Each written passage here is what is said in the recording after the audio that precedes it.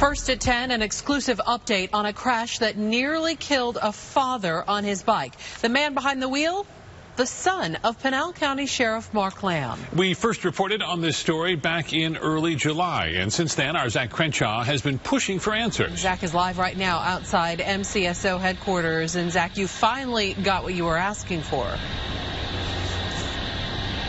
This police report, yeah, finally. I made the request for it 4 months ago, shortly after that crash happened. And MCSO repeatedly told me that these documents weren't ready until tonight, when I told them we were going to run a story with what we learned and the lack of transparency regardless. It was only then that we got these 21 pages, and they helped paint a clearer picture about what happened when Cooper Lamb crashed into a bicyclist near Santan Valley.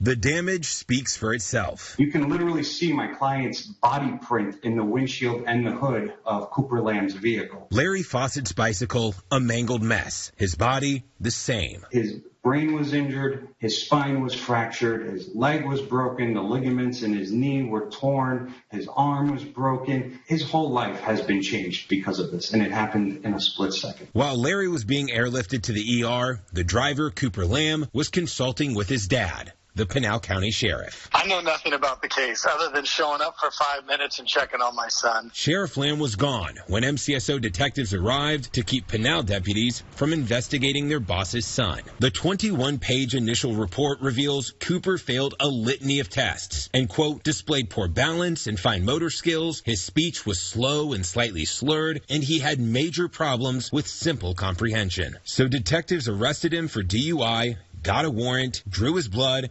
and concluded Cooper was impaired by a central nervous system depressant and cannabis and was unable to operate a motor vehicle safely. Then they cited and released him. I don't think I've ever seen a case where there's an accident, someone's injured, particularly someone being seriously injured, and the person not be arrested if a DRE believes that the person's impaired. Attorney Jared Keenan wonders if Cooper's connection to a top cop has been a factor. A police officer or their close family member are going to get the highest level of due process that can possibly be provided, whereas someone who's not those people may not. Obviously, there could be potentially criminal charges brought against Cooper Lamb. MCSO tells me that hasn't happened yet because they have to prove what substance was potentially a factor, and they're still waiting on the toxicology report from the DPS lab. According to their website, the backlog is 71 days.